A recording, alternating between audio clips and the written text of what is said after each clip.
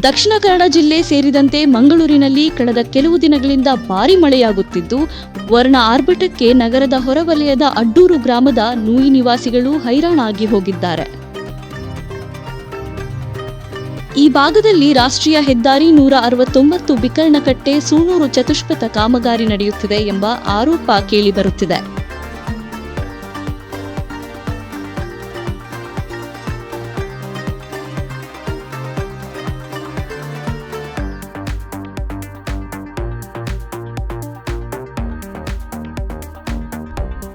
ಇಲ್ಲಿ ಸರಿಸುಮಾರು 10 ಅಡಿ ಎತ್ತರದವರೆಗೆ ಮಣ್ಣು ತುಂಬಿ ತಡೆಗೋಡೆ ಇಲ್ಲದೆ ನೂತನ ರಸ್ತೆ ನಿರ್ಮಾಣ ಮಾಡಿದ್ದು, ಇತ್ತೀಚೆಗೆ ಸುರಿದ ಮಳೆಗೆ ರಸ್ತೆಗೆ ಹಾಕಲಾದ ಮಣ್ಣು ನೀರು ಸಮೇತ ಹರಿದು ಸ್ಥಳೀಯ ನಿವಾಸಿಗಳ ಮನೆ, ಕೃಷಿ ತೋಟಗಳಿಗೆ ನುಗ್ಗಿದ್ದು, ಸ್ಥಳೀಯರು ಮನೆಯಿಂದ ಹೊರಬರದ ಪರಿಸ್ಥಿತಿ ಎದುರಾಗಿದೆ.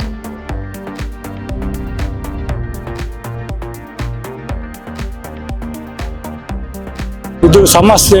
ಈ 169 ರಸ್ತೆ ಕಾಮಗಾರಿ ಅವೈಜ್ಞಾನಿಕವಾಗಿದೆ. ಏನೂ ಇಲ್ಲ, ಸರಿಯಾಗಿ ವ್ಯವಸ್ಥೆ ಮಾಡೋದು, ಚರಂಡಿ ವ್ಯವಸ್ಥೆ ಇಲ್ಲ. ಗುರುಪುರ ಹೊಸ ಬ್ರಿಡ್ಜ್ ಇಂದ ಇಲ್ಲಿಯರ ತನಕ ನೂಯಿ ತನಕ ಯಾವುದೇ ಸರ್ವಿಸ್ ರಸ್ತೆ ಇಡ್ಲಿಲ್ಲ ಇವರು. ಮತ್ತೆ ಕೃಷಿ ಸುಮಾರು ಕೃಷಿಕರು ಇರುವುದು ಆಚೆ ಈಚೆ ಕೃಷಿ ದಾಟ್ಲಿಕ್ಕೆ, ಈಚೆಯಿಂದ ಆಚೆ ದಾಟ್ಲಿಕ್ಕೆ ಯಾವುದು ಅಂಡರ್ ಪಾಸ್ ಇಲ್ಲ, ಡಿವೈಡರ್ ಇಲ್ಲ. ಪರಾರಿ ಜಂಕ್ಷನ್ ಇಂದ ನೆಕ್ಸ್ಟ್ ಡಿವೈಡರ್ ನೂಯಿಯಲ್ಲಿ ಮಾತ್ರ, ನಮ್ಮ ಮಿಡ್ಲಲ್ಲಿ ಯಾವುದೇ ಇಲ್ಲ.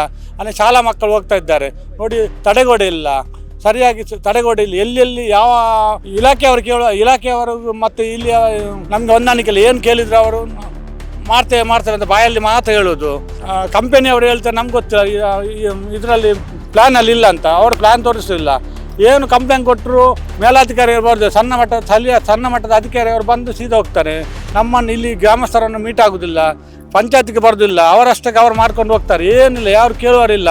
ಅಗತ್ಯ ಇದ್ದಲ್ಲಿ ಯಾವುದೇ ತಡೆಗೋಡೆ ಇಲ್ಲ, ಅಗತ್ಯ ಇಲ್ಲದಲ್ಲಿ ತಡೆಗೋಡೆ ಮಾಡ್ತಾ ಇದ್ದಾರೆ ನೋಡಿ. ಇದು 20-30 ಫೀಟ್ ಎತ್ತರ ಉಂಟು. ಇದು ನೋಡಿ, ಇದು ಮನೆ ಅಪಾಯದಲ್ಲಿದ್ದೇನೆ. ಇವತ್ತು ನಾಳೆ ಬೀಳುವ ಸ್ಥಿತಿಯಲ್ಲಿದೆ. ಇಲ್ಲಿಂದ ಕಲ್ಲೋಟ್ ಮಾಡಿದ್ರೆ ಅಲ್ಲಿ ಕಲ್ಲೋಟ್ ತಗ್ಗಾಗಿದೆ, ನೀರು ಎತ್ತರಲ್ಲಿದೆ.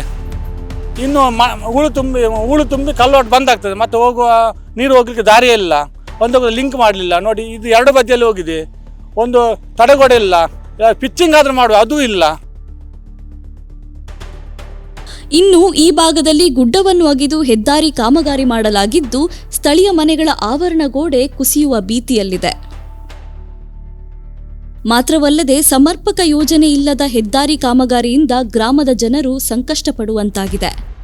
ಇದಕ್ಕೆ ಹೆದ್ದಾರಿ ಇಲಾಖೆ ಸೂಕ್ತ ವ್ಯವಸ್ಥೆ ಮತ್ತು ಪರಿಹಾರ ಒದಗಿಸಬೇಕಾಗಿದೆ. ಆ ಮಣ್ಣು ನಮ್ಮ ಮೊದಲ ಮನೆಯಲ್ಲಿ ಇಲ್ಲಿ ಮಣ್ಣೆಲ್ಲ ಕುಸಿದು ನಮ್ಮ ಮನೆಯ ಒಳಗೆಲ್ಲ ಹೋಗಿದೆ ಮಣ್ಣು. ನಮ್ಮ ಕುಡಿಯುವ ನೀರಿನ ಬಾವಿಗೆಲ್ಲ ಮಣ್ಣು ಹೋಗಿ ನೀರು ಕುಡಿಲಿಕ್ಕೆ ಆಗ್ತಾ ಇಲ್ಲ. ನಮ್ಮ ಮಕ್ಕಳಿಗೆ ಹೊರಗೆ ಬರಲಿಕ್ಕೆ ಆಗ್ತಾ ಇಲ್ಲ. ಒಂದು ಸಮಸ್ಯೆ ಆಗ್ತದೆ. ಫುಲ್ಲು ಅಂಗಳದಲ್ಲೆಲ್ಲ ಕೆಸರಾಗಿದೆ. ಮನೆ ಒಳಗೆ ಕೂಡ ಕೆಸರು ಹೋಗಿದೆ. 2-3 ಮನೆಯವರು ಇಲ್ಲಿ ಮನೆ ಶಿಫ್ಟ್ ಮಾಡಿ ಬಿಟ್ಟು ಹೋಗಿದ್ದಾರೆ. ಈಗ ನಮ್ಮ ಮನೆಯೆಲ್ಲ ಬೀಳುವ ಪರಿಸ್ಥಿತಿಯಲ್ಲಿ ಉಂಟು. ಮತ್ತು ಇಲ್ಲಿ ಕೆಲವು ಭೂಮಿಯೆಲ್ಲ ಎಕ್ವೈರಿ ಮಾಡಿಕೊಂಡು ಹೋಗಿದ್ದಾರೆ. ಎಕ್ವೈರಿ ಮಾಡಿ ದುಡ್ಡೆಲ್ಲ ಸಿಕ್ಕಿದ ಮೇಲೆ ಅರ್ಧ ಮನೆ ಕೆಡವಿ ಅರ್ಧ ಮನೆ ಬಾಕಿ ಇಟ್ಟಿದ್ದಾರೆ. ಇಲ್ಲಿ ಕೆಲಸ ಮಾಡುವ ಇಂಜಿನಿಯರ್ ಹತ್ರ ಕೇಳುವಾಗ ಅವರು ಹೇಳ್ತಾರೆ ನಮಗೆ NHAಯಿಂದ ವಾಟರ್ ಬರಬೇಕಂತ ಹೇಳ್ತಿದ್ದಾರೆ. ಈಗ ಆಲ್ರೆಡಿ ಗೌರ್ಮೆಂಟ್ಗೆ ಎಕ್ವೈರ್ ಆದ ಭೂಮಿಯನ್ನು ಮತ್ತೆ ಇವರು ಕೆಡವುತ್ತಿಲ್ಲ ಅಂದರೆ ಅದಕ್ಕೆ ಏನು ಜವಾಬ್ದಾರಿ? ಏನಾದರೂ ದುಡ್ಡು ಕೊಟ್ಟು ಏನಾದರೂ ಖರೀದಿಸಿದ್ದಾರೆ ಇವರನ್ನು? ಮತ್ತು NHA ಅವರು ಒಂದು ದೊಡ್ಡ ಆಫೀಸರ್ ಬಂದು ನಾವು ಅವ್ರ ಹತ್ರ ಮಾತಾಡುವಾಗ, ಅವರಿಗೆ 1 ನಿಮಿಷದಲ್ಲಿ ನಮ್ಮ ಹತ್ರ ಮಾತಾಡುವಾಗ ನಮ್ಮನ್ನು ಅವರು ಹುಚ್ಚ ಅಂತ ಹೇಳುವಾಗ, ನಾವಿಲ್ಲಿ ದಿನಾಲೂ ಇಲ್ಲಿ ಕೂತ್ಕೊಂಡು ನಮ್ಮ ಮನೆಯ ಮಕ್ಕಳ ಕಷ್ಟವನ್ನು ನಾವು ಹೇಗಿರಬೇಕು ಇಲ್ಲಿ ಸರ್? ನಮ್ಮ ಬೇಡಿಕೆ ಏನಂದರೆ, ನಮ್ಮ ಜಾಗವನ್ನು ಅವರು ತೆಗೆದು ನಮಗೆ ಪರಿಹಾರ ಕೊಟ್ಟು ನಾವಿಲ್ಲಿಂದ ಎದ್ದು ಹೋಗ್ತೇವೆ. ಇಲ್ಲದಿದ್ದರೆ ನಮಗೆ ಇಲ್ಲೊಂದು ರಿಟರ್ನಿಂಗ್ ವಾಲ್ ಕಟ್ಟಿ ನಮಗೆ ಒಂದು ರಸ್ತೆ, ನಾವು ಮುಂಚೆ ಇದ್ದ ರಸ್ತೆಯನ್ನು ನಮಗೆ ಮಾಡಿಕೊಡಲಿ. ನಾವು ಅವ್ರ ಹತ್ರ ಹೊಸ ರಸ್ತೆ ಕೇಳೋದಲ್ಲ.